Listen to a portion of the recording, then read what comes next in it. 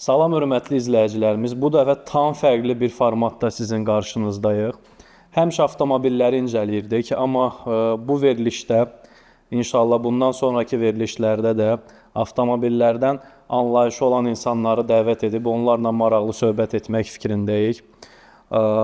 İlk buraxılışımızı hamının Black 7 avtodamların bərpası kimi tanıdığımız səhifənin təsisçisi Samir Bəykişevi dəvət etmişik. Samir, necəsən? Şükür Allah, yaxşıyam. Siz yaxşı olarsınız. Çox sağ ol ki, məni birinci test kimi məni çağırmışsınız. Çox xoş oldu. Maraqlı bir söhbətimiz olub. Keçən dəfə maraqlı bir təklifiniz olub. Mənim üçün də çox xoşdur, maraqlıdır. Çünki çoxdan da belə bir müsabiqədə iştirak etmək istəyirdim və özüm belə bir şey yaratmaq istəyirdim. Amma belə oldu ki, ilk çıxışım elə oldu ki, siz məni çağırdınız. İndi mən iştirakçı kimiyəm, aparıcı kimi deyirəm və mənim üçün daha maraqlı olar. Olar. İstəyirsən elə sənlə danışaq, çünki biz sənlə neçə vaxtdır dostluq edirik. Daha rahat olar. Həm də izləyicilərimizə belə deyim, səmimi bir söhbət təqdim edə bilərik. Samir, birinci sualım ondan ibarətdir ki, hər şey nədən başladı? Və necə oldu ki, Black 7 səhifəsini yaratdın və sırf olaraq bu işdən məşğul oldun? Ümumiyyətlə, biraz işin haqqında da ətraflı bir məlumat verərinə zəhmət deyilsə. Hər şey nədən başlayıb, öyle deyək də, hər bir insanın həyatda istəyi olur, marağı olur, arzusu olur. Mən uşaqlıqdan ümumiyyətlə, bizdə o deyirlər, dilimizdə maşın xəstəsi var. Mən maşın xəstəsi olmuşam həmişə. Evimizdə həmişə maşın var idi, amma maşını sürməyə vermirlər mənə. Onu biraz dəcəl idim, nəsə indi hər kəs özünə görədir. Maşını sürməyə vermirlər, mənim həmişə arzum olub ki, öz maşınım olsun. Və digər sferalarda işləyirdim, IT sferasında çalışırdım uzun illər. Amma özümü, rus dilində bir söz var, neft svoyi tarelka, yəni mən özümü öz sferamda hiss eləmirdim. Çünki mən hiss edirəm ki, mənimki maşındır. Maşın mənim ürəyimdir, ruhumdur, nə bilim, həyatımdır. Və bu işə başlamışım. 31 yaşımda başlamışım bu işə. Düzdür, indi kimsə deyəcək ki, gecdir, amma məncə gec deyil. Çünki insan bu həyata gəlir və həyatın axırına kimi nəyisə öyrənməlidir, öz üzərində işləməlidir. Sadəcə istək olmalıdır və özünə inanc olmalıdır. Ola bilsin ki, səni ətrafda kimsə poddeşka eləməsin, amma əsas özünsən. Nəyə inanırsansa, onu da eləməlisən. Əgər sən nəyisə inanırsansa, 100% sənin işin alınacaq. Mən bu işə başlamışam. Bundan qabaq Black 7 bu 7-ci seriyadır. Black 7 Baku. Bu haqda danışacağıq. Bəli, yəni bundan qabaq da başqa bir 7-ci seriya olub, daha köhnə idi və mən işimi oyla başlamışdım. O maşınla o qədər əlləşirdim. Başıma oyun açırdı o maşın. Oyla əlləşə qərara gəldim ki, mən avtomobil ustası olacağam və yavaş-yavaş da belə getdi. Yəni 2018-ci ildən bəri mən bu işdə çalışıram və şükür Allah mənim fikrim var. Ömrümün axırına kimi elə bu işlə məşğul olam. İnşallah, inşallah. Samir, birinci sualı vermək istəyirəm sənə. Bax, belə bir fikir var ki, yəni biz bunu fikir kimi də yox, yəni real həyatda da görürük. İndi fərqi yoxdur modelindən, ölkəsindən, hansı ölkədə istehsal olunub, avtomobillərin keyfiyyəti tam aşağı düşüb. Yəni, köhnə avtomobillər daha keyfiyyətli idi, indiki avtomobillərin keyfiyyəti çox aşağı düşüb. Bunu özün də yəqin ki, görmüşsən və ümumiyyətlə bunu nə ilə izah edə bilərsən? Belə deyək də, əvvəlki avtomobillər ümumiyyətlə, necə deyim, mən Alman maşınlarda danışım, çünki mən Alman maşınları bəyənirəm. BMW, Mercedes, Audi, Porsche mənim üçün əsas olardı. Tamam. Əvvəlləri, yəni əvvəldən bunlar olurlar. İndi Koreya maşınları, Yaponiya maşınları bunlar peyda olub. Yəni əvvəllərdə olub, amma onlar o qədər də məşğul deyildi. Həmişə biz gördüyümüz Nemes avtomobillər olub. Götürək köhnə maşınları. Misal üçün 140 Kuza S-Class, nə bilim, Yeşka 124 Kuza, nə bilim, 39 BMW, 38 BMW, onlar çox keyfiyyətli olub. Onlar əvvəlləri ümumiyyətlə avtobrendlər keyfiyyətə üstünlük verirlər və avtomobillər uzun illərdir işləyirdi, problemsiz işləyirdi. Düzdür, Bəzi modellərdə problemlər yaranırdı. Problemsiz avtomobil yox idi, amma nisbətən bugünkü avtomobillərə baxanda xeyli keyfiyyətli idi. Niyə dəyişiblər bu politikanı? Çünki qardaş detallar satılmır. Maşınlar illərdən işləyir, detallar satılmır və bunlar başa düşdülər ki, bunlar ucuzurlar. Maşınlar ancaq istehsal olunur, illərlə 10 il, 15 il maşın işləyir, heç nəyi satılmır. Skladda detallar qalır. Yəni bu şəxsən mənim fikrimdir. Suqu bu mənim yəni. Maşınlar detallar qalır, heç nəyi satılmır. O da ki, sərf eləmir. Çünki avtobrendlər pulu maşından qazanmır, əsas detaldan qazanır. Çünki maşını 100 minə satır və illərlə bu maşınlar sürülür. Bunun detalları olmalı axı, düzdür? İstehsal olmalıdır. Bütün dünyada bir maşın bir ölkədə sürülmür axı, tək Almaniyada sürülmür. Bütün dünyada sürülür və bu detallar təbii ki, satılmalıdır. Ona görə bu politika artıq 2005-dən yoxsa 6-dan maşınların keyfiyyəti başlayıb yavaş-yavaş ölməyə. Bildiyimiz bu 211 kuzalar, sonra 60 kuzalar çıxıb. Yəni onların elektrikası dəyişib, ümumiyyətcə detal olaraq, kuzada olaraq keyfiyyətlidir. Həmişəki kimi, amma ümumiyyətcə bu salondur, nə bilim, başqa digər hissələrdir, motordur, korobkadır, xeyli zəifliyiblər, xeyli. Tamam. Gəl indi maşınları bölək kateqoriyaya. Bilirsən ki, maşınlar sedan olur, universal olur, SUV olur, hatchback olur, kupe olur, liftback olur. Sən ən çox hansı problemlərlə qarşılaşırsan? Yəni bu avtomobillərin arasında ən çox problemlər hansı modellərdə olur? Belə deyək də, ilin... Yəni bir konkret bir söz deyim, yəni böyük bir maşındır. Sözsüz ki, bunun böyük problemləri olur. Təbii ki, təbii. İndi mən öz sferamdan danışıram. Mənim yanıma ilin 9 ayı əsas mənim yanıma gələnlərin, niyə 9 ay deyirəm? Çünki dediyin avtomobildən əlavə kabrio avtomobillər də var. Bəli. Və onlar yay aylarında, isti vaxtlarda əsas istifadə olunur və onlar əsas da yaz və yay aylarına gəlir. Onları çox da saymıram, çünki onların sayı ümumiyyətcə Bakıda azdır və onlar az sayda gəlir. Əsas yanımıza gələn ciplər olur, yəni SUV-lər olur və sedanlar. Redki hərdən bir hatchbacklər, yəni hatchback, belə deyək, hatchbackin o kateqoriya deyil də, onların lükları, nə bilim, o Hyundai olur, bəzi Kia'lar olur, amma o kateqoriyalı avtomobillər bizim yanımıza az-az gəlir, çünki ehtiyat hissələri həm tapılmır, həm də ki, tapılmayanda biz düzəldirik, amma təmir bir balaca baha olduğuna görə çalışırlar, gəlməsinlər. Ümumiyyətcə, çox adam deyir ki, mənə lazımdır, qoy qalsın. Əsas yanımıza gələn ciplərdir, SUV-lərdir, Range Roverlərdir, BMW-lərdir, sonra Audi'lərdir, Q7'dir, Q5'dir, sonra nə gəlir? S-Class'lar gəlir, 7-ci seriyalar gəlir. Yəni, bu tipli, bu cür premium avtomobillər gəlir. Əsas onlar gəlir. Okey. Gəl belə danışaq. Bax, bayaq vurğuladın ki, BMW-lər gəlir yanıma. Elə ilk sualım da belə deyim, sırf olaraq Alman avtomobilləri ilə bağlı BMW-dən olacaq. Yeni BMW-lər ən çox problemlər nədən ibarətdir? Ümumiyyətlə, yığılma, yəni rus demişkən, zborkası necədir? Mən həmişə deyirdim, indi bəlkə indi bizim çıxışımızı baxandan sonra çox adam indi başlayacaq, kommentariyalara yazacaq. Yəni, ümumiyyətcə avtomobildən başı çıxan adam, sırf söküb yığan adam bilir ki, BMW-dən o yana yoxdur. Yəni, bu maşını sevdiyimə görə yox. Ümumiyyətcə ən məntiqlə yığılan avtomobil, zborka, salon nəzərə alaram, BMW-dir.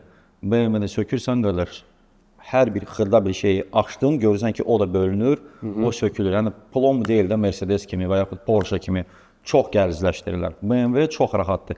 İstir köhnəsi olsun, istir təzəsi olsun, çox rahatdır və çox keyfiyyətlidir. İndiyə kimi də keyfiyyətlidir. Düzdür, nisbətən köhnə modellərə baxanda keyfiyyət itib, amma yenə də keyfiyyətlidir. Başqa modellərə baxanda keyfiyyətlidir.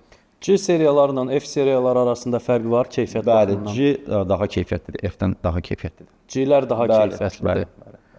Hansı keyfiyyətləri misal çəkə bilərsən? Plastik hissələrdir, sonra rezinlərdir, lükların konstruksiyasını belə deyək də, bəzilərində daha rahatlaşdırırlar. Çünki adi götürüm X5-i.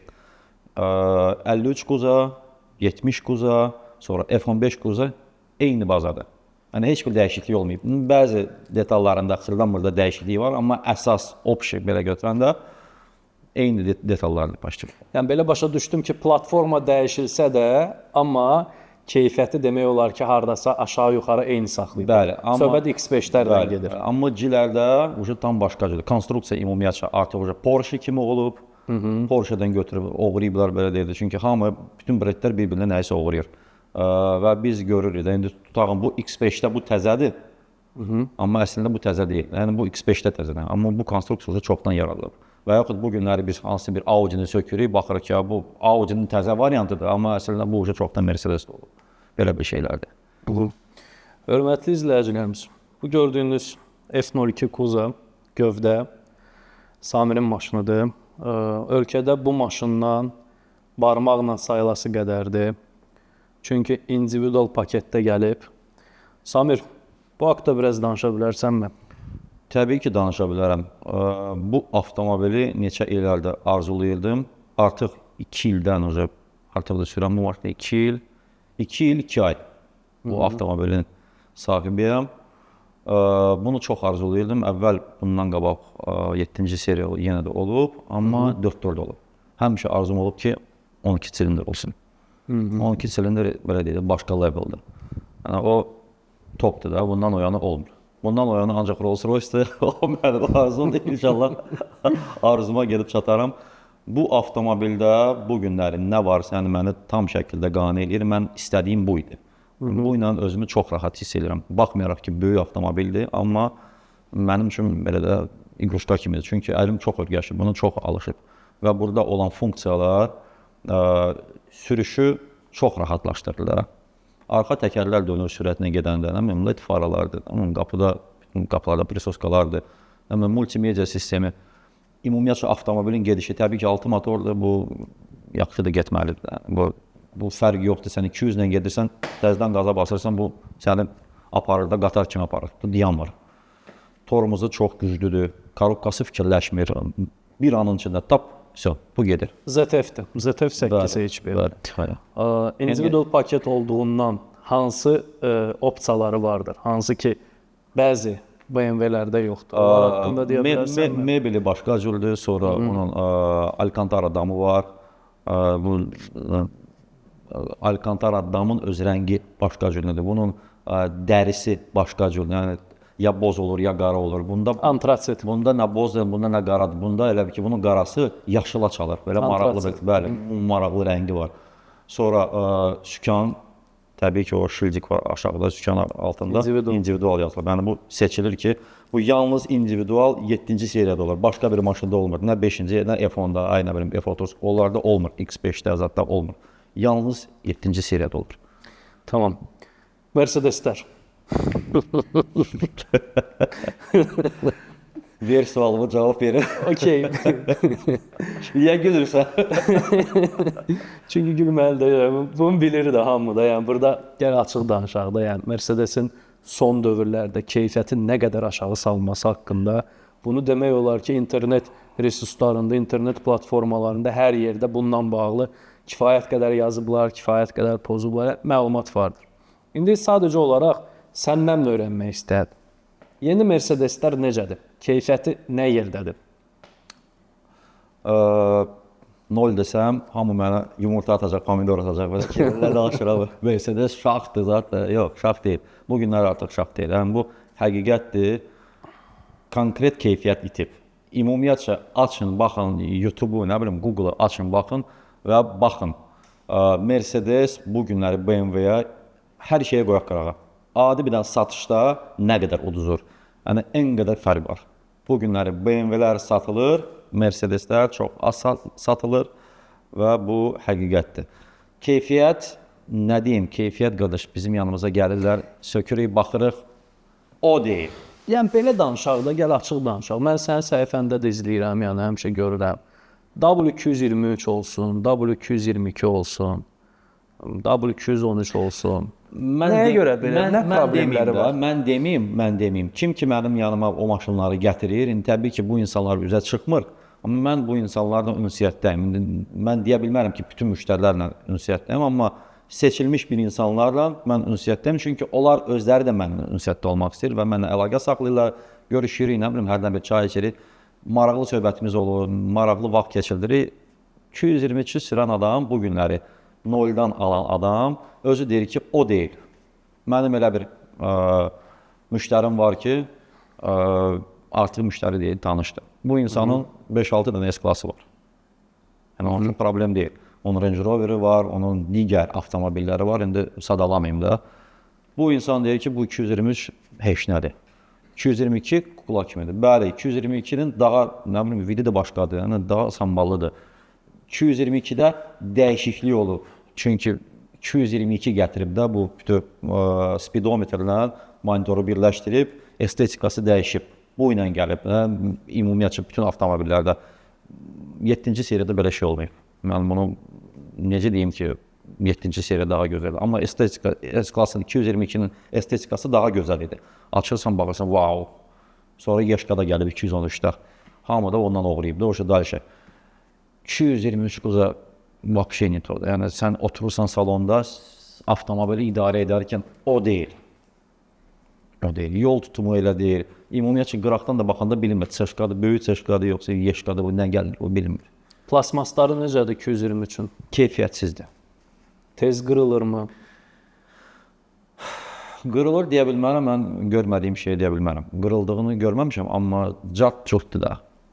Keyfiyyətsiz. Yəni, belə bir deyim var da, Mercedes-in flagman modeli, yəni biz bunu həmişə demişik, bütün S-Class flagmandır, amma bugünkü S-Class o S-Class deyil. Mercedes özünün ən keyfiyyətli maşınını həmişə, belə deyim, ən keyfiyyətli yeniliklərini S-Class üzərində tətbiq edir.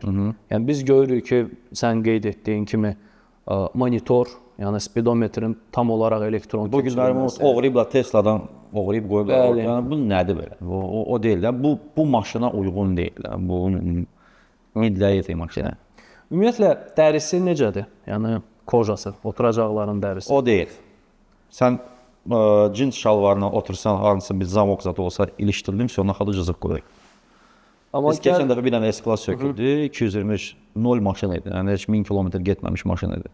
Biz onu sökərkən avtomobilin yiyəsi xahiş edib ki, adi bir dənə bu qolbağı xahiş edən çıxart, dəyməsin, cızılacaq. Mənim maşınım çox həssasdır. Neyiniyim deyir, bu da budur. Neyiniyim? Olan budur. Cızılmasın. Yəni dəri keyfiyyəti çox aşağı düşür. Belə başa düşdüm. Bəli. Yəni alışdığımız 221 gövdəsinə qədər W140 gövdəsi olsun. W onlarda çox qalın idi. Heç bir cızılma ümumiyyətlə 140 kuzana ilə baxsan, yaxşı qalmış, yəni baxılan bir avtomobilin salonu indiyə kimi də əladır. Daha deyərəm qoz kimidir. Çünki onun dərisi qəşəkdir, qalındır, keyfiyyətlidir. Bugünkü S-Class o deyil. Ümid edirəm ki, yeni pokolenyada yaxşı bir şey çıxacaq, amma çətinliyi var. Səncə 223 W140 kimi 20 ildən sonra öz aktuallığını saxlaya biləcək? Yəqin ki, yox. Çünki nəyə ki 223, 222 də onu eləyə bilməz. Çünki niyə? 140 Kuza-dan başqa bir avtomobil idi. Yəni, ümumiyyətcə olaraq Kuza'nın tərkibi başqa idi. Bu bir. İkincisi, 140-ın içində nə qədər elektronika olsa da, yəni o qədər qəliz deyildi. İndiki elektronika tam başqa cürdür. Yəni, indiki bloklar tam başqa cürdür. Provodkalar tam başqa cürdür. Ona görə onu təbii ki, kimsə saxlayacaq bu avtomobilləri. Kiminsə qarajında olacaq 20 ildən sonra. Amma ki, bu avtomobillər çox az sayda olacaq. Bu şəxsən mənim fikrimdir. Nəyə ki, S-Class, yəni 7-ci seriyada belə olacaq. Ümumiyyətcə, getdikcə bütün avtomobillər elektrikaya keçir və o avtomobillər çox qalmayacaq. SUV-lər, Mercedes-in SUV-ləri, GLS olsun, G-Class olsun, digərləri. Ümumiyyətcə, heç vaxtı bu avtomobillərə mənim nə həvəsim var idi, nə belə marağım var idi. GLS-lər gəlib və gəlir. Hal-hazırda da indi bizim qarajda da təzə bir GLE-dir, yoxsa bunların o qədər təzələri çıxır. GLK, GLS, GLE, gündə bir dənə şey çıxır. Belə deyək də, bunların lük bazası hansı bir model çıxırsa, demək olar ki, C-şkadır, Y-şkadır, S-Class bunlarda hamısı eynidir. Eyni bazı buraxırlar bunlar. Sadəcə detalların razmerlərində fərq olur. Qalan demək olar ki, hər şey eynidir. İndi hamısı deyə bilmərəm, amma bir çoxusu eyni bazada olur. Mercedes belə ştampovka eləyir, buraxır, qutardı, getdi. Yəni BMW də belə deyil. okey, yəni görmüşəm, yəni sizdə də videolarda da görmüşəm, yəni göstərirsiniz ki, CLE-nin arxasından səs gəlir, axtarırsınız, sürürsünüz, tapırsınız. Yəni bu zavod səhvidirmi, zavod problemidirmi, yoxsa sonradan yaranma? Zavod problemi də olur. Bu tipli avtomobilləri ümumiyyətlə heç vaxt idarə etməyən adamlar, heç maşında oturmayan adamlar, qıraqdan həmişə deyir ki, təzə maşındır, aparım, ataram, nə bilim, şeyin üstünə, o dillerin üstünə ki, qoy düzəltsin, canları çıxsın. Elə deyil. Yəni, hər hansı bir xırda bir şey, problem yaranırsa, aparırsan dillerə və diller onu həll eləyir. Diller onu həll eləməyə də bilər və şərt qoyur ki, qardaş, tutaq hansı bir detaldır. O cırıltı var. Çalışır ki, onu düzəltsin. Əgər o düzəlmirsə, deyir ki, nə deyir? Get 3 aydan sonra gələrsən. Təbii ki, müştəri onu 3 ay gözləmək istəmir. Niyə edir? Başlayır axtarmağa. Kim düzəldə bilər?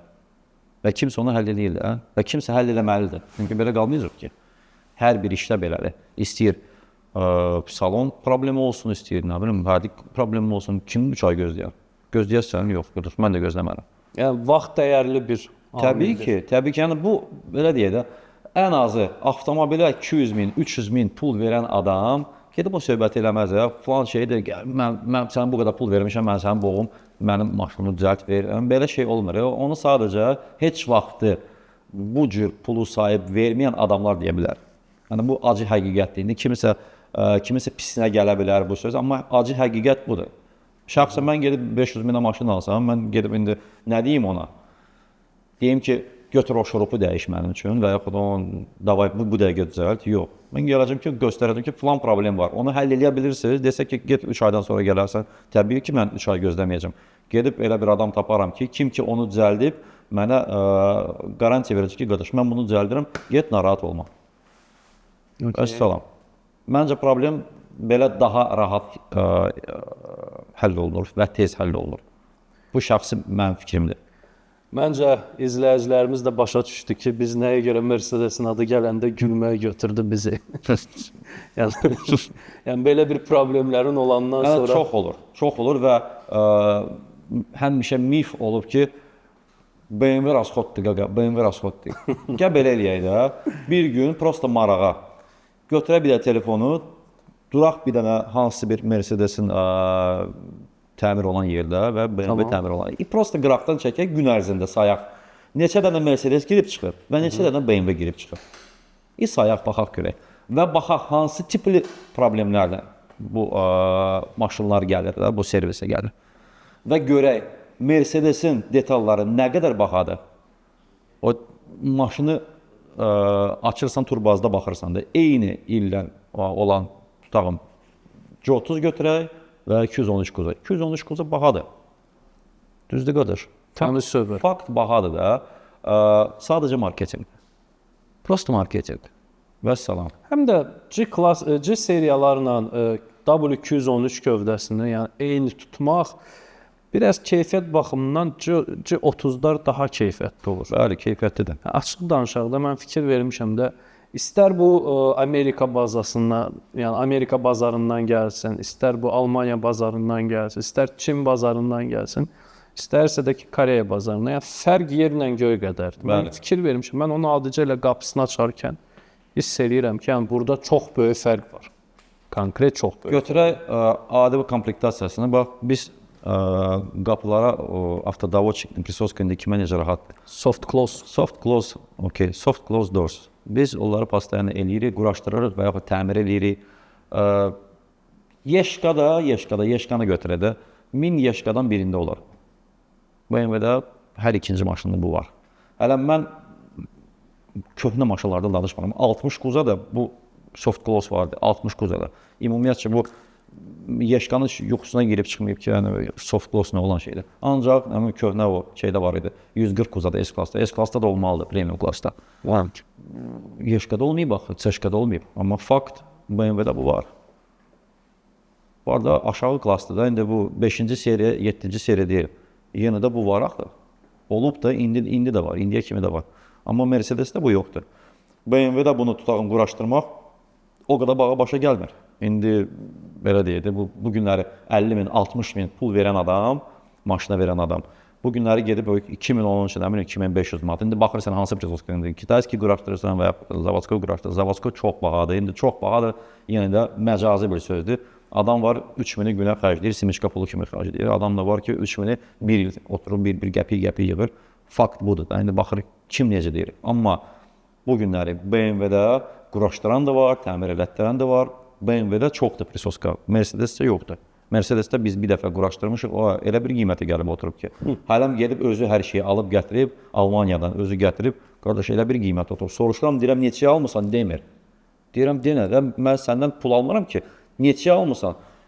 Fantastik qiymət deyil, deyirəm, ay kişi, niyə inirsən bunu burada? Lütfə biz buna uyğun Kitayski zakaz eləyəcəyik, amma sırf bu avtomobil üçün, yəni universal yox, sırf bunun üçün zakaz eləyəcəyik, quraşdıraraq gedərdik. Belə. Məncə Mercedes-lə hər şey aydındır, Samir. Çox da dərinə S-Class qəşəydir, S-Class qəşəydir, amma bu kuza yox, 223 yox. 222 çox belə Sambalinskidir. Sırf şəxsən mənim özümə xoşuma gəlir. Düz özümü almazdım, amma qəşəng maşındır. Tamam. VAG Group, Audi, Porsche, Bentley, Skoda. Bunlar haqqında danış. Problemlər. Bilirəm, orada da kalan problemlər var. Problem daha da çoxdur. Amma gəl bir dənə bir söz deyim, Samir, çox üzr istəyirəm. Mənim indiyənə kimi özüm bilirsən ki, çox maşın idarə eləmişəm də. Fərqi yoxdur bu. Asiya avtomobillər olsun, fərqi yoxdur bu. Alman avtomobillər, fərqi yoxdur bu. Amerika avtomobillər. Mən bir modeldə bir şey hiss eləmişəm, Porsche-də. Yəni, shit, kokpit. Kokpit, shit. Çox keyfiyyətli yığılır. Bir dənə onu bilirəm. Mən bir dənə oradan səs görmədim. Belə deyək, 3 VAG avtomobili markasını deyəcəm. İndi Bentley zaten mən saymıram. Onlar heç. Tamam. Audi, Volkswagen, Audi və Porsche. Bunlar 3 dənəsin, belə deyək. Volkswagendir. Audi keyfiyyətli Volkswagendir. Porsche keyfiyyətli Audi'dir. Audi çox gözəldir, yaxşıdır. Zborkası ümumiyyətcə qəşəngdir, amma ki gəlizdir. Volkswagen heç, Volkswagen'dir. Volkswagen deyirlər, Nemeski Zaporojets həmişə deyirlər. Bu Volkswagen də qəşəng maşındır. Ümumiyyətcə sadəcə bizim respublikada ona dəyər vermirlər. Amma bütün Avropa ölkəsi VAG-ı sürürlər. VAG-ın diaqnostikası daha dəqiqdir. Nəyə ki BMW-də, Mercedes-də. Düzdür, onun da problemləri olur. Hərdən biri o da gicləyir. Ola bilsin ki, nəyəsə düzgün göstərməz. Amma VAG-ın diaqnostikası daha itidir və daha dəqiqdir. Niyə? Hardan bilmişəm? Çünki özüm də bu yaxınlarda özüm bir VAG avtomobili almışam. Ömür boyu VAG-ı söyürdüm. Amma qərara gəldim ki, VAG alım. Çünki BMW-də və Mercedes-də mən istədiyim model yox idi. Ona görə mən VAG almışam. Audi qəşəng maşındır. Sadəcə belə deyək də, bu günləri Azərbaycanda ona üstünlük vermirlər və ustaları çox azdır. Çünki ehtiyat hissələri çox bahadır. Ehtiyat hissələri bəli bahadır. Əsas amil ehtiyat hissələridir. Və çətin tapılır. Çətin tapılır. Xırda bir şeyi elə bir qiymətdə, kosmos qiymətindədir. Əlavə olaraq da ki, ikinci əl ehtiyat hissələri bazarı demək olar ki, yoxdur. Olsa da ki, təzəsinin qiymətindən satılır. Porsche vəbşə başqa bir istoriyadır. Orada Porsche əla avtomobildir. Əslində çox gözəl avtomobildir. Porsche-lərin içində şəxsən mənim ən xoşuma gələn avtomobil 911-dir. Yəni bu həm gündəlikdir, həm vuxadlı avtomobildir, qəşəngdir. Panamera qəşəngdir, superdir, amma mən özümü almazdım. Yəni Porsche-lərin içində yeganə bir özüm üçün ala biləcəyim avtomobil olsaydı, mən onu ancaq 911 alardım. Cayenne-lər bəs mən deyil. Yəni Cayenne ümumiyyətcə qəşəngdir, keyfiyyətlidir. Açırsan, baxırsan, estetikası. Yəni onun Cayenne-də olan o tikiş var ha, oturacağın üstündə, o şitin qırağında olan o individual modellərdə super. Yəni mən heç vaxt demərəm ki, Porsche pisdir. Porsche əladır, superdir. Nə problemlər olur? Sən nə problemlə gəlib Mənim yanıma Porsche-lə? gələn əsas Porsche ilə Audi eyni problemlə gəlir. В принципе, Volkswagen də belə. Volkswagen lap aşağı segmentdə, bu 3 dənə model markanın içində. Bunların su axması pastayan olur. Damdan mı yoxsa? Bəli, damdan. Damdan da olur, şitdən də olur, sonra patpresdən də belə görsən olur. Mən görmüşəm. Patpresdən hətta. Bəli. Yəni belə bir avtomobilimiz olub, keçən il olub da deyəsən. Keçən il Audi Q7 gəlmişdi. İl yarımın avtomobili idi. Cəmi 20 min yoxsa 22 min yol getmişdi avtomobil. Gəlib ki, bəs damdan su axır. Biz onu həll elədik, zat çıxdı, getdi. Yəni fakt su arxada var idi, su vermişdi ortaya, arxaya ləkələr var idi. Biz onu həll elədik, çıxdı, getdi. 3 gün keçdi üstündən, 3 gün, 4 gün keçdi. Görürəm ki, təzədən qayıdıb ki, qardaş yenə su axır. Görürüm, hardan axır? Deyir ki, qabaqdan. Dedim, yəqin ki, patpres bıraxır. Nə danışsan, mənim maşınım təzə. Dedim, Allah canını sağlar, sən gətir baxaq. Götürdüm putulkanı, tökdüm patpresin üstə. Birbaşa şitə su tökülür belə. Yəni belə başa düşdüm ki, patpresin birləşdiyi germetika olan hissəni düz vurmayıblar ya, sadəcə keyfiyyətsizdir. Keyfiyyətsiz germetikadan. Zavod hətta keyfiyyətsiz. Belə bir mənzərəni mən Land Rover Discovery-də görmüşəm bir neçə dəfə. Təzə, 0 maşında. Land Rover hələ qayıdacağıq, hələ əsas vaqla bitirək. Yəni patpresdə konkret olaraq drenaj keyfiyyətiniz, drenaj problemləri daha çox. Drenaj problemləri çox olur, bəli. Yəni ora bu belə deyim də, yəni insanlar tərəfindənmi yaranan problemdir? Yəni maşını ağacın altında saxlayıb nəsə düşə bilər. Ağacın altında indi belə deyək də, hamının imkanı yoxdur ki, deyib qarajda saxlasın və yaxud nə bilim təmiz bir yerdə saxlasın. Kimsə ağacın altında da saxlamalıdır. Təbii ki, bizim tövsiyəmiz odur ki, təmiz yerdə saxlayın, çalışın təmiz yerdə saxlayın və təmiz avtomobilinizi təmiz saxlayın. Çünki panorama dam ümumiyyətcə, mən bunu demək istəməsəm də, amma mən bunu deməliyəm. Bu problemdir. Və harada problem varsa, deməli orada qazanc var. Ona görə biz orada da işləyirik, çalışırıq, amma onu yüksək keyfiyyətlə işləyirik bunu. Həmişə də tövsiyə edirəm ki, maşını əsas, yolka olan yerdə maşını saxlamayın. Çünki yolka gedib oranı tutur. Amma mən deməklə də hər şey həll olunmur. Ümumiyyətcə konstruksiya keyfiyyətsizdir. Onlar konstruksiyanı elə yaradırlar ki, əvvəlləri tutağım, drenajdır da damdır. Damın üstündə mexanizmdir, o salaskalardır, lükun salaskalarıdır. Hər bir detal üçün xüsusi bir kanal olmalıdır. Tutağım, salaska getdiyi kanal başqa kanal olmalıdır, su getdiyi kanal başqa olmalıdır. Amma bunlar bu günləri ekonom eləyirlər. Əvvəlləri köhnə modellərdə belə deyildi. Audi'də, Porsche'da əvvəlləri belə deyildi. Amma bu günləri belə eləyirlər ki, bir kanal həm su üçündür, həm də salaska üçündür. Təbii ki, orada necə ola bilər? Su axan yerdə, detal işləyən yerdə necə təmizlik ola bilər və yaxud necə düzgün sürüşmə qabiliyyəti olsun? Bu qısa bir müddətli idi. Alırsan maşını, biz 24-cü ilin Tuareg-ını sökmüşdük. Maşın gedib servisə, servisi deyildi ki, qardaş, nə bilim, biz söküb baxarıq. Filan şeydən olsa biz onu düzəldərik, filan şey olmasa gözləyəsiz üstəldə biz baxarıq, neyniyərik. Yəni bunu servis deyib. Bəli, servis deyib. Azərbaycanda rəsmi edilir. Yəni mən olan şey deyirəm də. Amma avtomobil gəlib bizim yanımızda, təbii ki, biz ömrəni söktük ki, maşın qarantiyada çıxmasın. Yer gəlmişkən, bu VAG qrupa aid olan avtomobillər. Bəli. Servisdən birbaşa, yəni 2023-cü ilin maşınıdır. 2023-cü ilin fevralında alınıb və bu maşın 2023-cü ilin sentyabrında hansısa bir problemlə yaxınlaşıbmı sizə? Təbii ki, təbii ki. Nə problemlər olub? Su axma. Yəni sırf olaraq indi belə başa düşürəm ki, VAG qrupun ən böyük problemi su axma problemi. Bəli, su axma, bir də qapı zamokları. Onlarda nə problem çıxır? Onların ümumiyyətlə VAG qrupun zamokları, qapının zamokları gəliz olur. Onların içində xeyli datçik olur. Tutağım, BMW-də rahat söktün, nə bilim, prisoskası xarab oldu, bilir ki, filan şeydir. Çıxartdıq, şesteronkadır, platadır. Yəni, o qədər çətin deyil.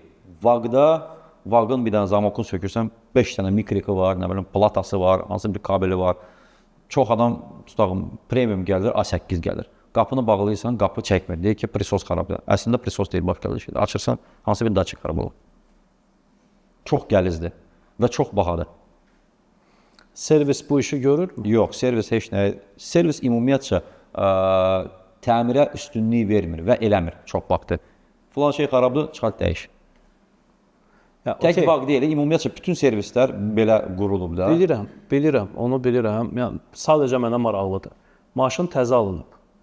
Maşın qarantiyadadır. Zəmanətdədir. Bəli.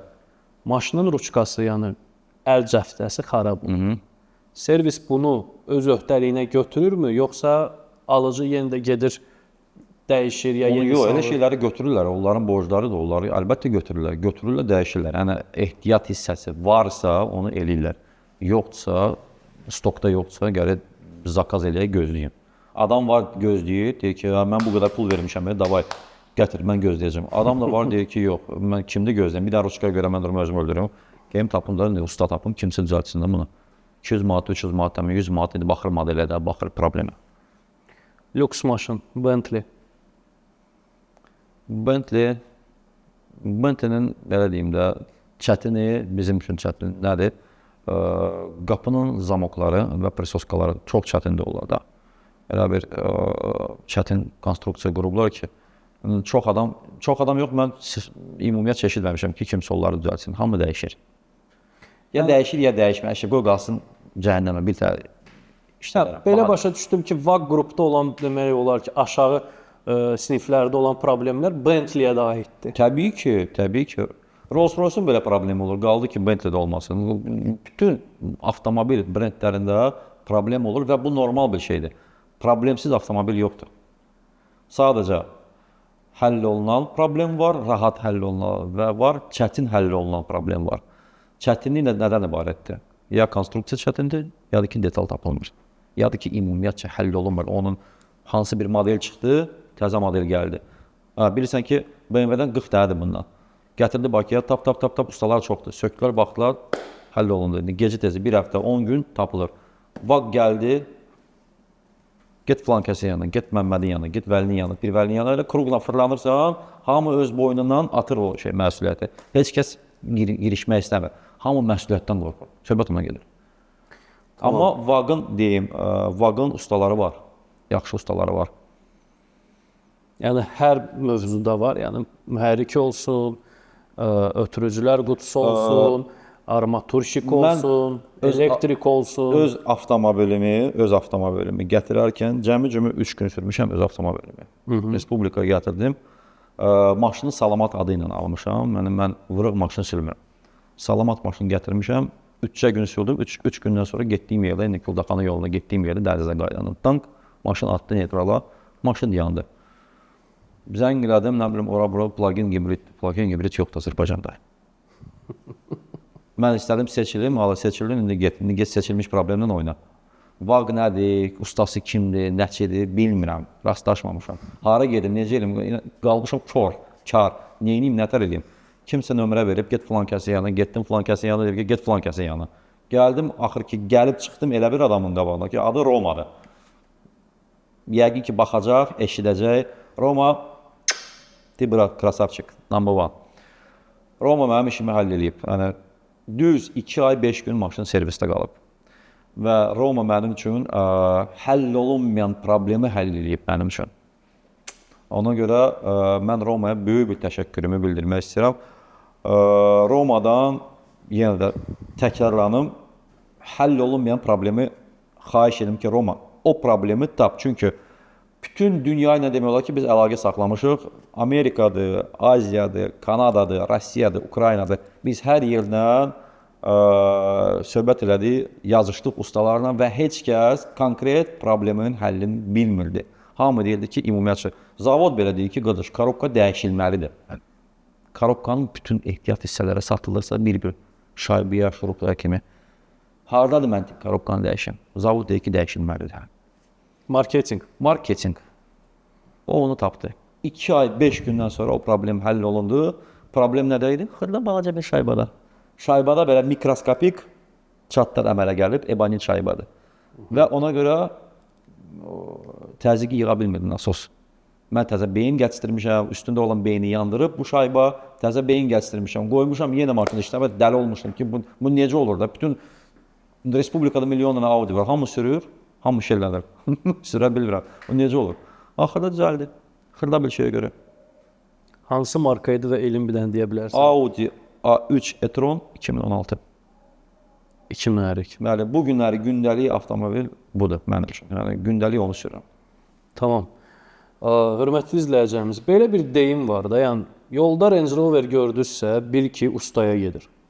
Samir, Range Roverlər gəlir yanıma. Range Roverlər çox gəlir yanımıza.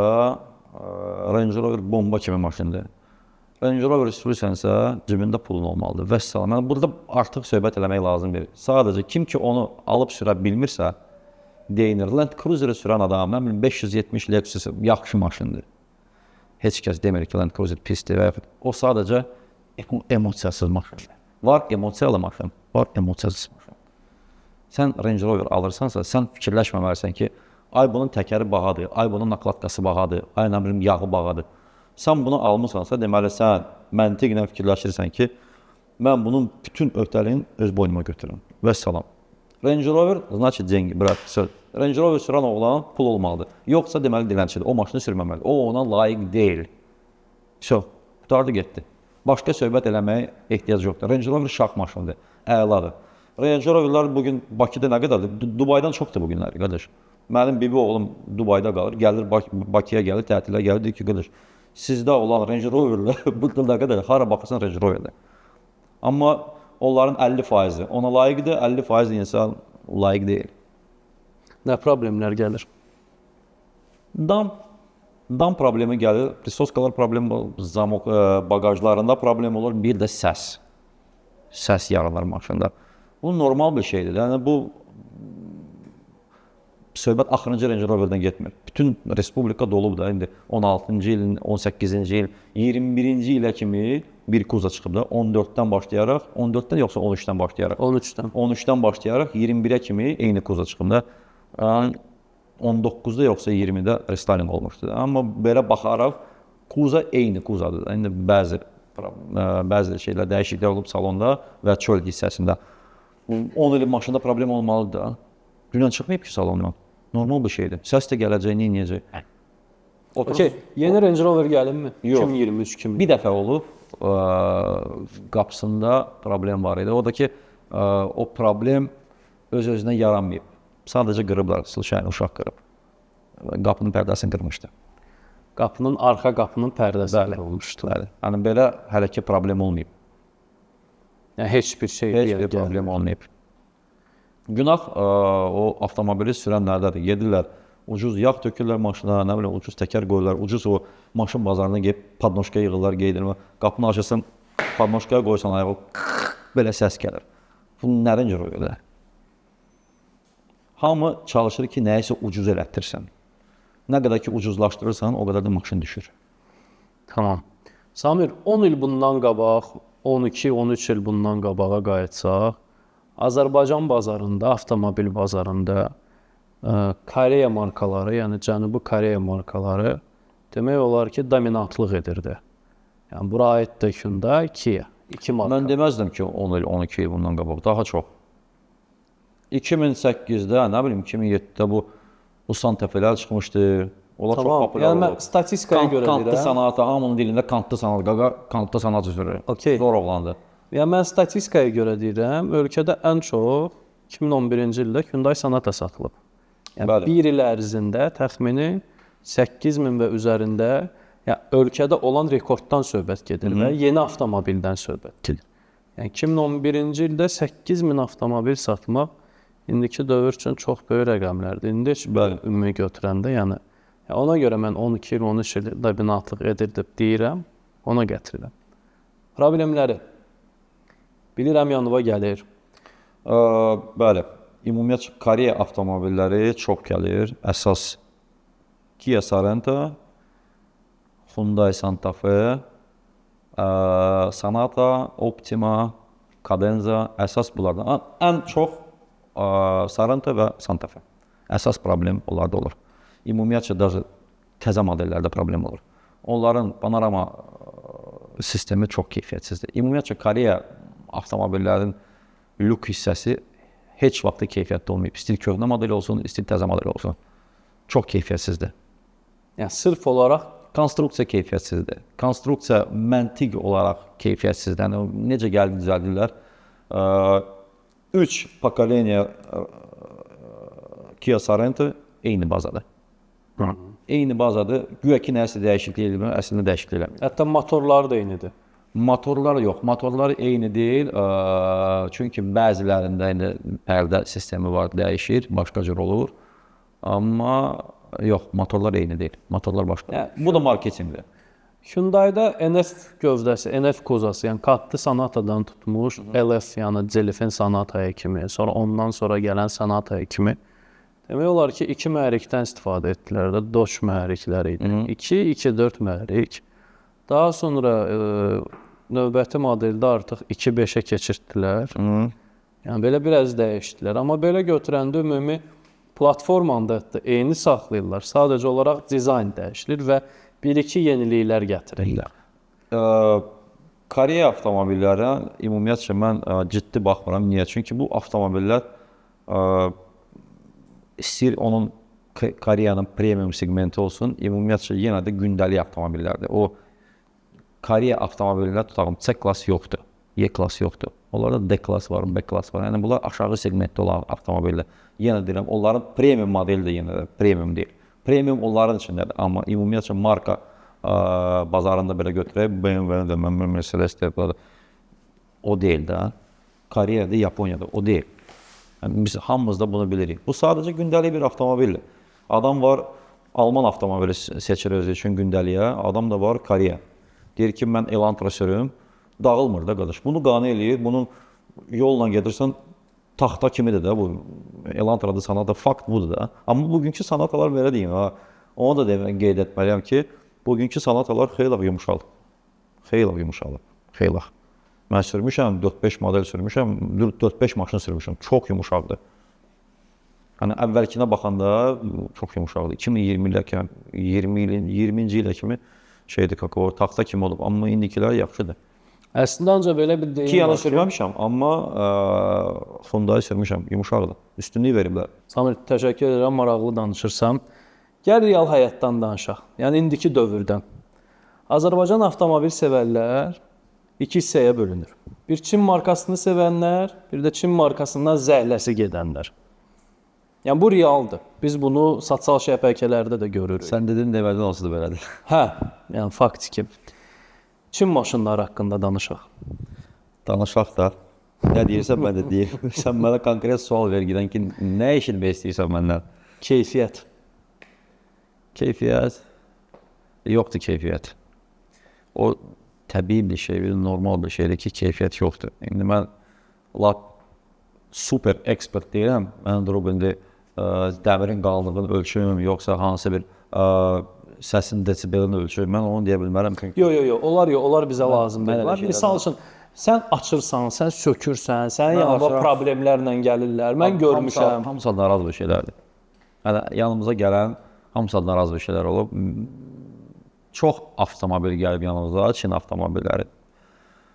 Bastion olub, Chang'an olub, sonra Li olub. Yadımda da deyil. Nə idi sonra? BYD. BYD olub. Song Plus gəlmişdi bizim yanımıza. Haval. Haval gəlmişdi, ay sağ ol. Cilli. Cili gəlib, Cili var idi, Cili gəlib yanımıza. Yəni belə deyək də, çox büdcət idi. Onların içində bir dəfə Li gəlmişdi. Li keyfiyyətlidir. Li etdi, keyfiyyətlidir. Mən onu o maşını sürməmişəm və deyə bilmərəm ki, o necədir, nətədir. Eşitdiyimə görə alan adamlar hamısı deyib ki, bəs çox yumuşaq maşındır. Oturmuşam, pasajir kimi oturmuşam, amma özüm belə sürməmişəm. Yumuşaq maşın. Gəl açıq danışaq da, yumuşaq olan maşın bu demək deyil ki, avtomobil superdir. Təbii ki. İndi belə deyək də, insanlar kateqoriyadan bölünür. Baxır insana nə lazımdır.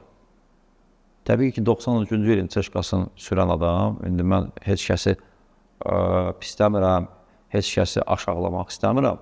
Sadəcə o segmentdə sürən insan, avtomobili sürən insan, o onu bugünləri satır, 5-3 mindən satır. İndi mən məcazi mənada deyirəm, indi bilmirəm onların neçəyədir. Çeşkanı satır və yaxud hansı bir köhnə 4 gözü satır, 39 satır. Onun büdcəsi yoxdur. Ala bilmir, güc çatmır, gedir alır, BYD alır.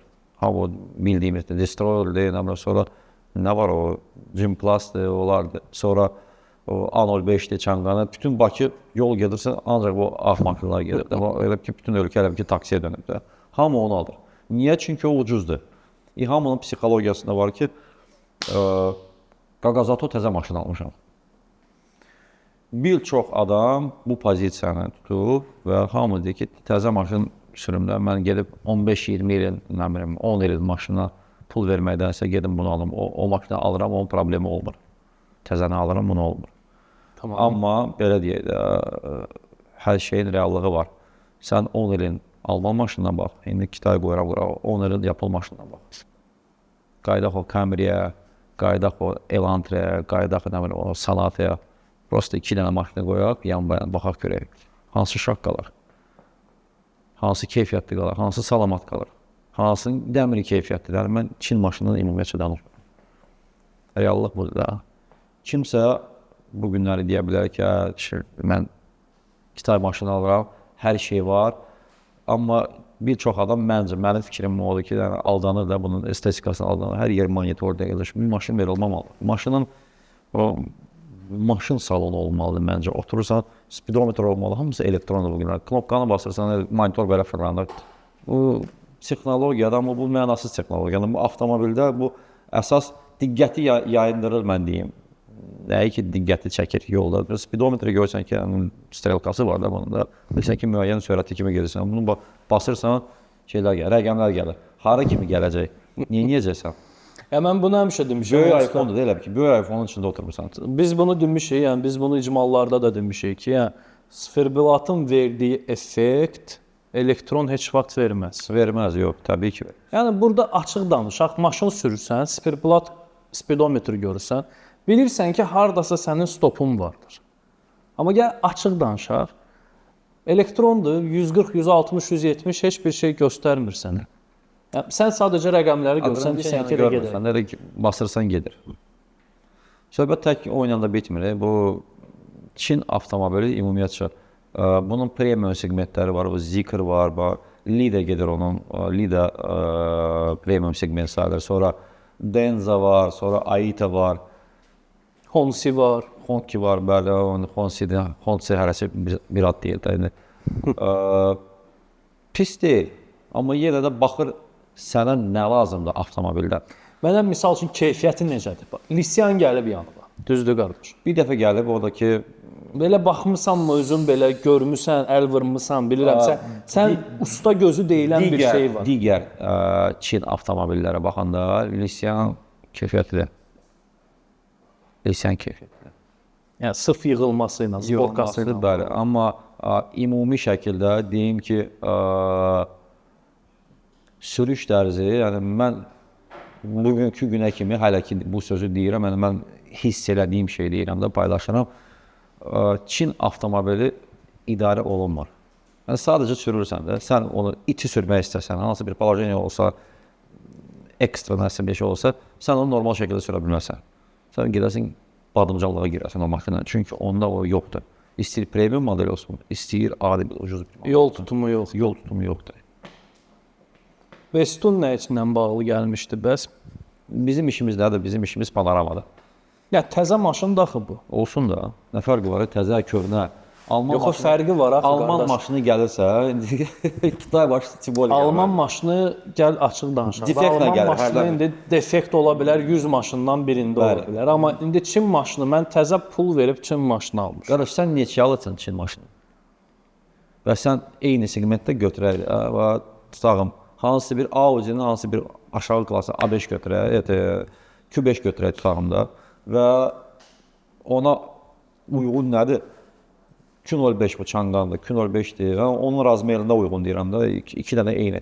Q05 neçədir Çanqan? 30 mindən, 32 min, 33 min, haradasa belə də. Audi Q5 neçədir? 100 mindən baha da axı, qurban olmuşsan. Öyle də olmalıdır da. Keyfiyyət yoxdur. Olmamalıdır da. Bir dəfə girdin, somaksız pisat olur. Ostentə gəlmir normal.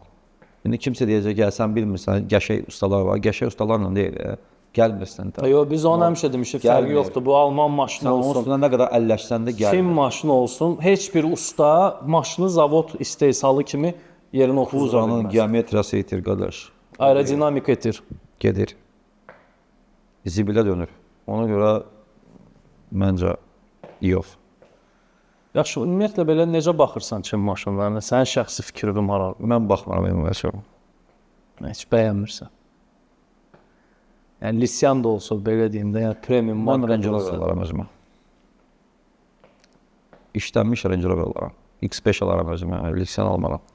Yəni Ola bilsin ki, bu yeni bir dövrdür, nə bilim, hamı keçir bunu, amma mən seçməyərəm özüm üçün. Bəlkə bir 10 ildən sonra insan yaşadıqca, nə bilim, o müdrik olur, nə bilim, insanın o fikri dəyişir. O insan Churchill'in bir sözü var idi. Не меняет свое мнение только идиot. Yəni öz fikrini dəyişməyən başdan xarab olur da. Yəni ömür boyu sən bir ideologiyada yaşadın, demək olar sənin başın xarabdır sənin. Yaşlaşdıqca sənin fokusun da dəyişir, nə bilim, fikrin dəyişir. Bu normal bir şeydir. Ola bilsin ki, 10 ildən sonra Kitay maşını elə bir maşın olsun ki, hamısını ötüb keçəcək. Mən deyə bilmərəm sabahları nə olacaq. Çünki gündəlik həyat elədir ki, bu günləri heç nəyə çatmaq olmur. Uçur, vaxt uçur, hər şeydə dəyişir. Gündə 1000 dənə şey baş verir. Ona görə mən deyə bilmərəm. Bu günləri, bugünkü günə mən 100% arxayıcılıq deyirəm ki, mən nə deyirəm. Yəni mən Çin maşınına ümumiyyətlə baxmıram.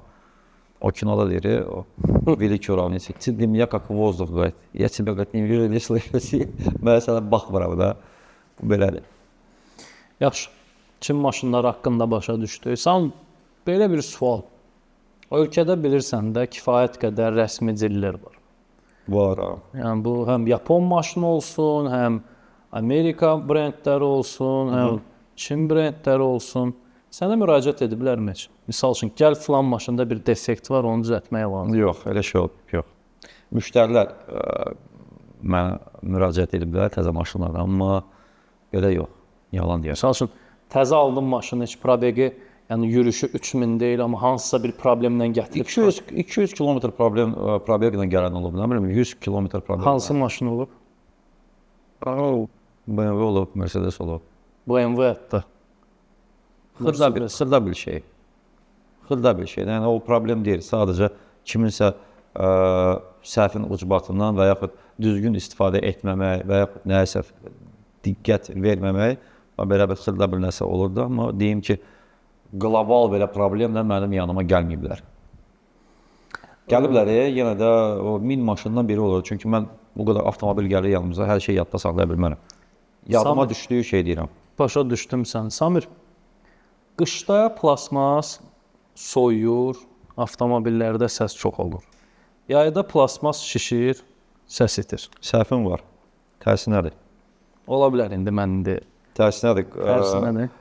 Yayda nabarot plasmas genişlənir, qızır, başlayır səs eləmir. Əsas səs eləmir. Qışda o qədər səs vermir.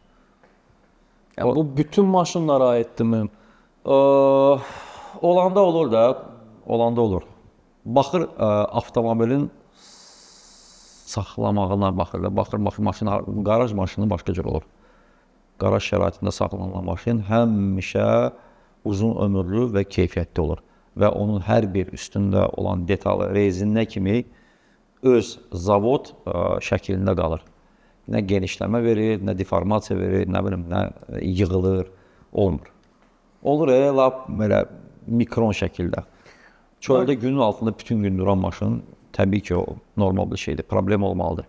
Sən özün bilirsən ki, mən forumlarda da çox otururam da, xarici forumlarda belə bir deyim yazılıb, yəni belə bir fikir vardır ki, avtomobil üçün ideal temperatur 26 dərəcədir. Hətta mən bilirəm, adam tanıyıram Azərbaycanda. Özünün şəxsi qarajında kondisioner quraşdırılır və sevdiyi avtomobili orada saxlayır. Kondisioner də həmişə 26 dərəcədə dayanır. Var elə bir şey. Mən deyərdim ki, Rusiyada mən bilirəm, Moskvada даже belə bir parkovka var. Gündəlik sürmədiyin avtomobili aparıb ora saxlayırsan o dayanacaqda və orada belə deyim də klop kimi, nə bilim, o şar kimi bir şeydir. Avtomobili o bora kamera kimi deyilən bir şey. Onu salır ora və orada xüsusi bir temperaturda avtomobil durur ki, heç bir şey olmasın da bu avtomobilə. Rolls-Royce, Lamborghini aparıb qoyurlar. Yəni pulu artıq olan insanlar, yəni o cür kritik şəkildə öz avtomobillə yanaşan insanlar aparıb qoyurlar orada. Yəni belə bir şey var. Səncə bu avtomobilin ömrünü uzadırmı? Məncə bu artıq bir şeydir. Ən azından kraska. Qardaş, kraska götürür, üstünə bir də PPF var, vinil var. O da saxlayacaq. PPF. Ömrü bir şey yoxdur. Biz görüb aparmayacağıq ki bunu. Yox, söhbət ömürlükdən getmir. Söhbət ömrünün uzadılmasından gedir. Sən nə qədər uzadasan bunu? 10 il. 10 il. Yapışdır plonkanı, qarajda saxla. Niyə yeyəcəksən buna? Yeyəsən buna. Toçka düşməsin, toçka düşdü. Niyə yeyəcəksən? Öldürəsən özünü. Yəni, bəzən elə olur ki, avtomobil sevənlər ki, Seviyə avtomobili. Yəni hər şeyin o kritik var, norması var da. Norması var da. Yəni o sən lap beləəsirsənsə dəli kimi, o normal bir şey deyil. Bəzən avtomobil sevərlər onun üstündə əsmirlər. Yəni bunun da özünün bir xüsusi bir necə deyim, bir özəlliyi var. Avtomobili alır, belə açıq danışaq. Alır, avtomobil kolleksiyonlu bir vupusk. O başqa bir şeydir. Ədədlə alır. Kolleksiya olan bir şey. Kolleksiyonludur. Saxlayır qarajında. O başqa şeydir. Yəni 300 nüsxədə bundan. 10 ildən sonra onu 4 qat, 5 qat baha satır. Təbii ki, bir nəfər var Amerikada, İranlıdır. Manny Corbin deyəsən. Corbin. Onun qarajı var. Qardaş, onun qarajında elə bir maşınlar var. McLarenlar var, sonra Porsche'lər var. Bugatti ağ rəngində var. Bugatti var. Pagani'si var bir dənə. Bu insan avtomobilləri, nə bilim, o bəlkə bir üzr istəyirəm. Ana öz balasına belə baxmır da, o körpə balasına baxın, bu maşınlara bu cürlə baxır və bütün dünyanın belə blogerləri gəlir bunun yanına, televizor gəlir bunun yanına. Görmüşəm, baxmışam. Çəkib baxırlar, bu insan bu cürlə yanaşır. Bu cür yanaşmanın da bir tərəfi var. Bu insan milyonerdir. Adi bir insan onu eləyə bilər. Yəni sən öz avtomobilini nə qədər sevsən də, bəstəsən də, sən o eləyə bilərsən, yox. İmkanın çatmayacaq ona, düzdür qardaş. Hər şeyə real baxmaq lazımdır. Bu insanın o imkanı var ki, onu eləyib. Təbii ki, mən də onu eləyərəm. Əgər mənim bu günləri 2 dənə Rolls Royce'um olacaq, nə bilim 5 dənə Range Rover'ım olacaq. Təbii ki, mənim o pulum var ki, mən bunu bu qiymətə bu avtomobil almışam. Təbii ki, mənim bir pulum olmalıdır ki, mən onun üçün şərait yaradam. Adil onun üçün ev tikərəm. Ələm qulluqçu da tutaram ki, gündə bir dənə diskin arasında diş çöpü ilə, nə bilim, qulaq təmizləyəndə diskin arasını təmizləyəcəklər. Pul varsa eləyirsən də ona. Tək Allah sənə ev elə pul yetirsin ki, istədiyin avtomobildən 4 dənə qarajında olsun. Allah hamıyı yetirsin. Amin. Hamı da olsun. Hamı istədiyi avtomobili sürsün. Elektrokarlar. Gülürsən, bəli gülürsən. Qısa deyim də, elektrokarları bugünkü günə gələcəyi yoxdur. Mən onu belə deyirəm. Niyə? Çünki o deyil də. Biz bunu deyirik. Biz bunu iPhone. demişik hələ 3 il bundan qabaq. Hansı ki ölkədə hamı elektrokarların gələcəyi var, elektrokarlar belə. Hibrid və yaxud plug-in gibi maksimum ondan o yana avtomobildə benzin olmalıdır, DVS olmalıdır. Mütləq surətdə. Daxili yanma mühərriki heç bir avtomobil əvəz edə bilməz. Mümkün deyil. Yəni bu günləri yer kürəsində başqa bir texnologiya hələ ki yaranmayıb. Bəs nədir insanların bu elektrokarlara belə marağı?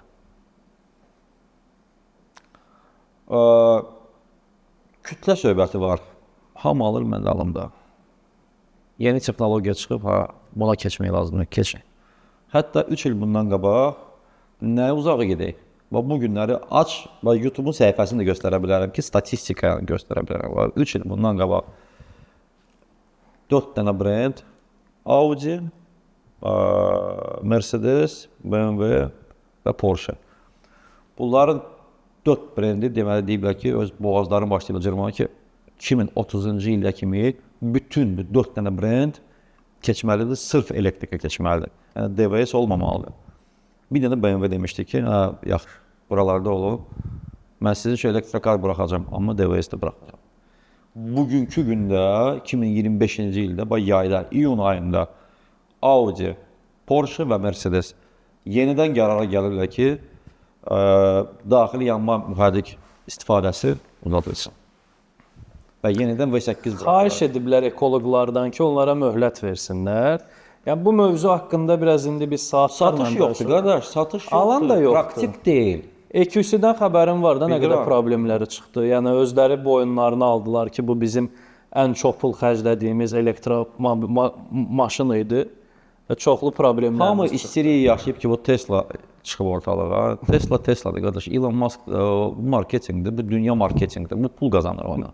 Tesla'nı buraxmısan qardaş, bu qışdı, yaydı, nə bilim, qışda batareya tez ölür, nə bilim, qapılar oşqal donur. Bu nədir belə?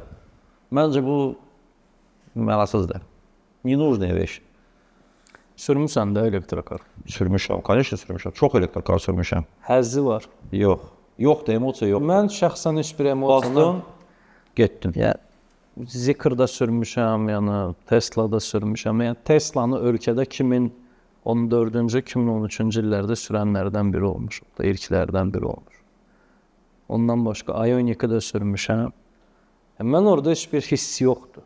Düzdür, wow, bir effekt var. Sən avtomobil özünü sənə sıxır. Yəni at gücü böyüdür, amma daparı da vremeni söhbəti var da. O avtomobil götürür Tesla isə. Nə bilim 700 at gücü zadı var. Qəşəngdir, dağıtır belə aparır, amma avtomobil kimi birincisi keyfiyyət 0. Komfort 0. Taburetkada oturursan, bunun sizenkası ondan yumuşaqdır. Keyfiyyət 0 da qardaş. Tesla isə də biz tıqlası təmir eləmişik. 2 dəfə, 3 dəfə təmir eləmişik. Yoxdur, keyfiyyət yoxdur. Prosta bu punkt A-dan punkt B-yə kimi gedirsən və salam. Mən götürürəm Tesla'nı tutağım və yaxud başqa biri Kitay maşını götürürüm, bu elektrokar. Mən istəyirəm, bax Zikr, bu ayaqlara sol verirəm. Bu Zikr nə qədər gedir? 500 km. Getmir axı 500 km.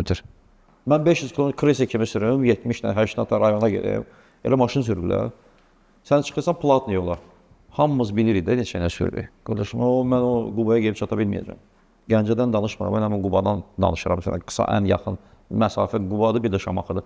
Mən ora çıxım, mən istədiyim kimi sürüm, necə olacaq? Mən çata bilməyəcəm. Çatan kimi bir də rozetka axtarım vardı, rozetka var, taxım var. Nədir? Telefondur, yatıb ha. Ya da gəl açıq danışaq da. Oturmusan evdə. Maşın zarətkanı yığım sabah qayıdacaq. Birdən zəng gəlir ki, təcili gəlməlisən Gəncəyə. Deyəm, bir də maşınım zarətkanı. Yəni gözdə bir 20-25 dəqiqə maşını zarətkaya yığım. Hansı ki, istənilən bir yanacaq doldurma məntəqəsinə girib 8-9 dəqiqə polnu bak benzin vurub rahat çıxa bilərsən yola. Amma gəl indi Tesla məsələsinə bir də qayıdaq. Yadındadır, səndən sərgilərin birində olmuşdu. Cybertruck. Yəni problemləri gördün, özünü də işıqlandırdın. Dedin ki, bunu çəkəcəm, göstərəcəkmişdim.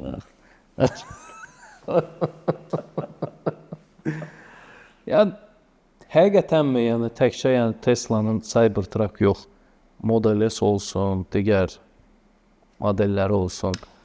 Problemlər varmı? Yəni o dərəcədə böyükdürmü? Belə deyək, yenə də baxır sənin avtomobilə yanaşmağın. Ola bilsin ki, sənin üçün hansı bir bu zazı olur, nə bilim bu oturuşu sənin gözünə heç görsənməsin, heç fikir verməyəsən. Mənim üçün əsasında maşını mindim, portladım, şıldım, çıxdım, getdim. Bunlar necə oturur, keyfiyyəti var, yoxdur, mənim üçün fərqi yoxdur. Elantradan düşdüm, getdim, bir də Tesla Model 5 almışam, eyni qiymətdir, qardaş. Vuruq gətirmişəm, zədd etmişəm, sürürəm. Məni qane eləyir. Amma sən ürəyində bilirsən ki, o deyil. Sən bu yetim Elantranı gedib bir də benzin vurursan 40 manatlıq, 50 manatlıq, polunu bak gedib fırlanırsan da 500 km, 400 km. Sən bunu eləyə bilmirsən də. Sən bunu ürəyində bilirsən ki, o deyil. Amma sən özünə deyə bilməzsən ki, mən qələt eləmişəm, mən səhv eləmişəm. O deyil də, o deyil.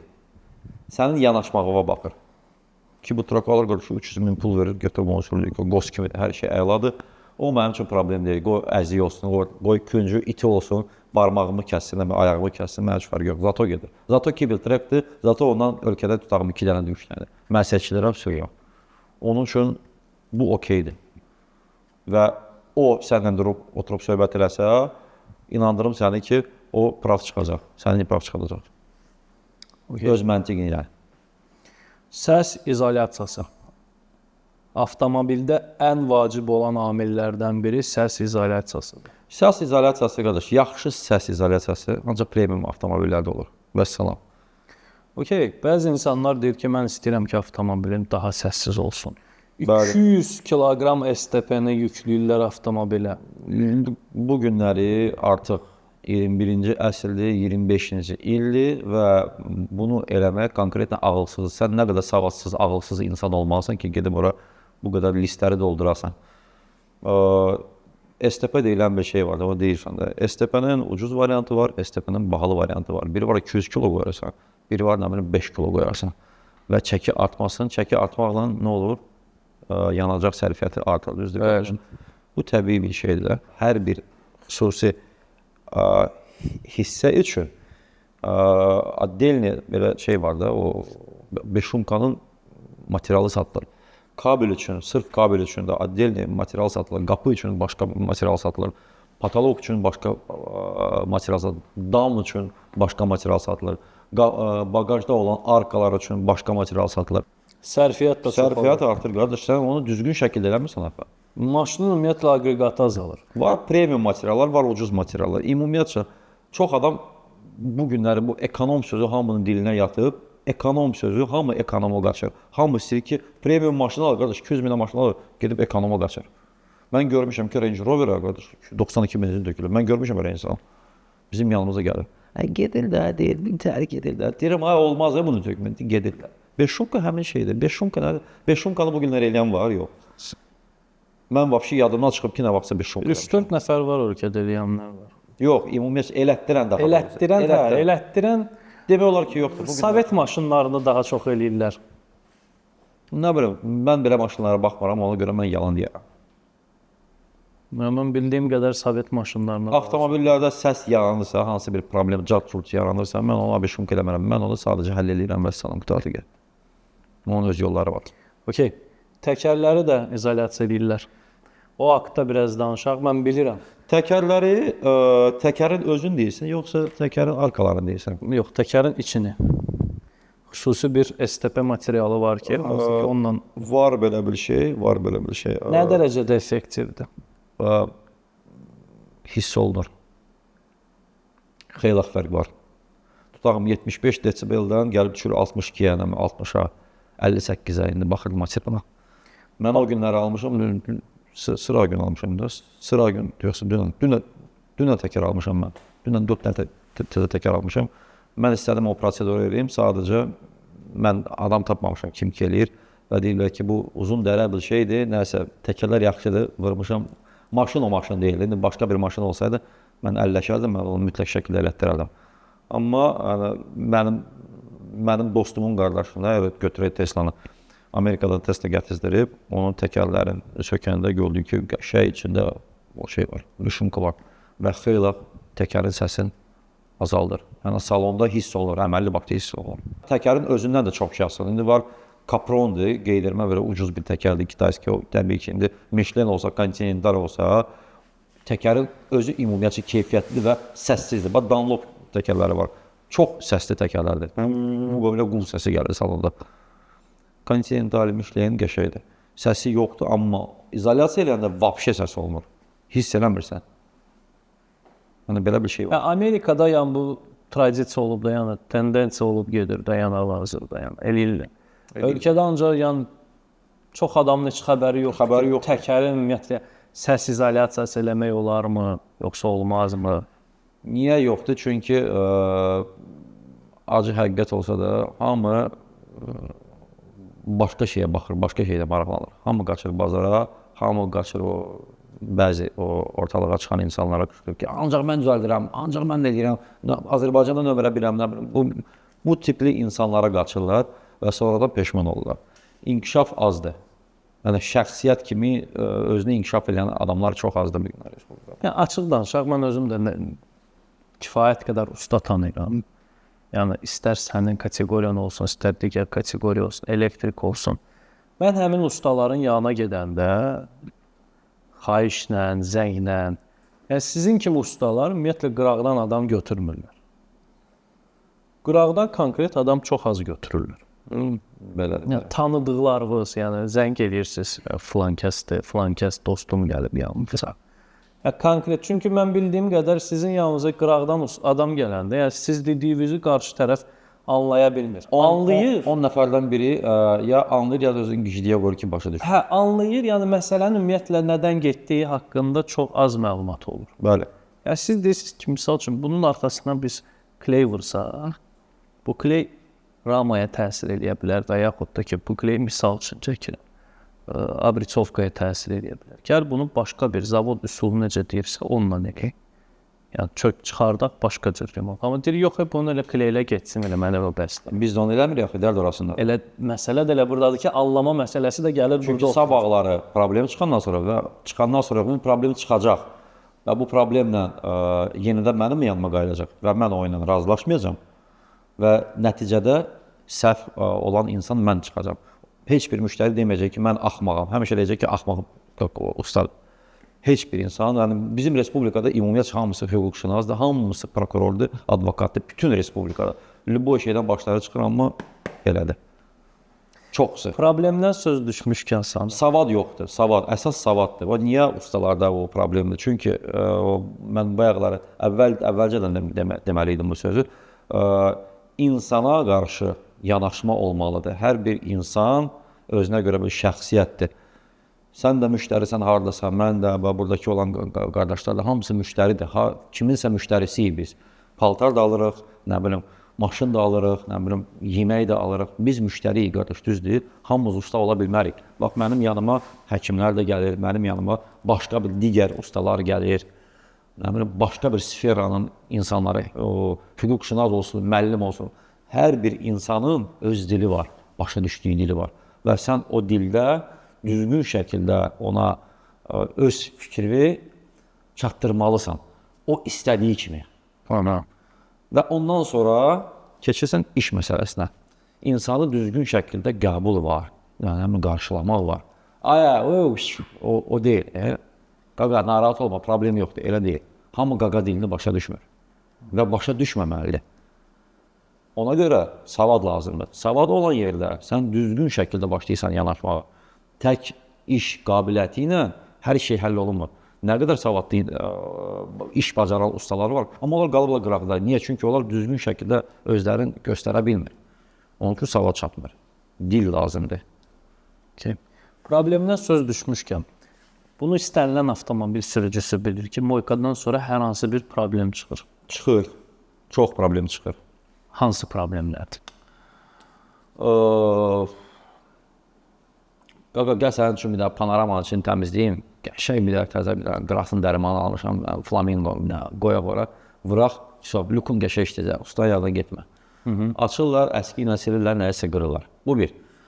Himçiska işi. Salonda himçiskanı düzgün şəkildə etməyə zamanı hər hansı bir blok sıradan çıxır. Monitorlar sıradan çıxır, knopkalar sıradan çıxır. Niyə? Çünki bu günləri çox şey sensordur, knopkadır. Sensor, knopka.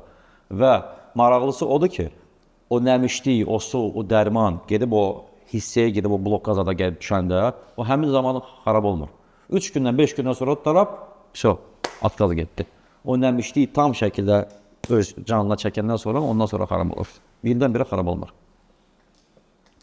Yəni, sırf əsas problem. Əsas problemlər bunlar olur, bəli. Yəni, bizim işimizə aid əsas problemlər bunlardır. Yəni, tövsiyəniz nədir? Tövsiyəm odur ki, hər öz işi ilə məşğul olsun. Ondan başqa ki, yəni problemlər çıxmasın. Düzgün şəkildə. Yəni, moykaya gedəndə nəyə əsasən fikir versinlər? Nəyə fikir versinlər? Yəni, salonda iş görərkən, silərkən, o çox vaxtı qısaca görəm ki, knopkalar zadı qırırlar. Lakin belə idi, mən dinləməmişəm. Biraz akurat olmaq lazımdır.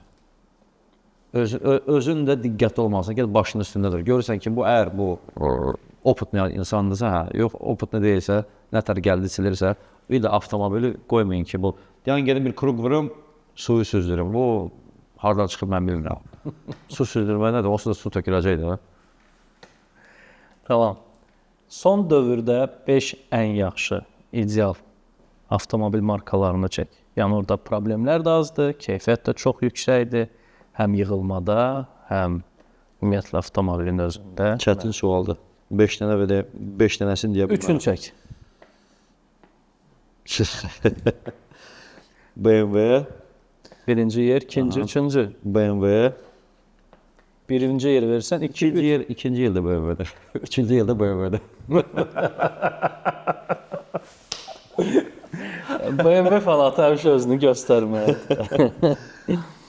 Samir, sonuncu sual verirəm sənə.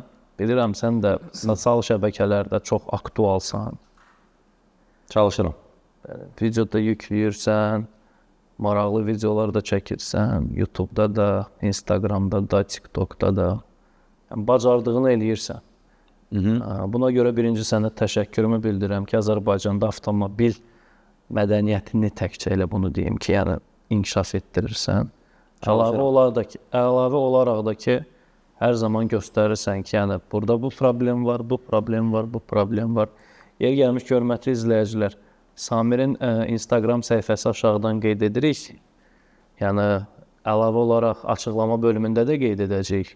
Daxil olub baxa bilərsiniz. Instagram, YouTube, TikTok səhifələrinin hamısını qeyd edəcəyik. Samir, Azərbaycanda və xaricdə izlədiyin avtoblogerlər kimlərdir?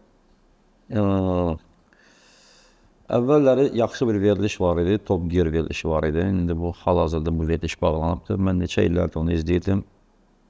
Çox bəyənirdim o verilişi. Niyə? Çünki o rəngarəng idi o verilişdə. Yəni konkret bir şey göstərmədilər. Maraqlı idi. Hər bir seriya, epizod çox maraqlı idi. Neçə il ərzində mən Erik Davidovich deyilən bir adam var idi. Yəqin ki, bir çox avtomobil dünyasında olan adamlar onu tanıyıb. Bu kimdir? Bir gürcüdür, Moskvada qalır. Yəni, niyə onu izləyirəm? Çünki onun, belə deyək, avtomobil ideyası tək avtomobillə bağlı deyil. Yəni, onlar avtoprobeq edirlər digər ölkələrə, digər şəhərlərə, uşaqlara yardım edirlər və digər hərəkətləri edirlər.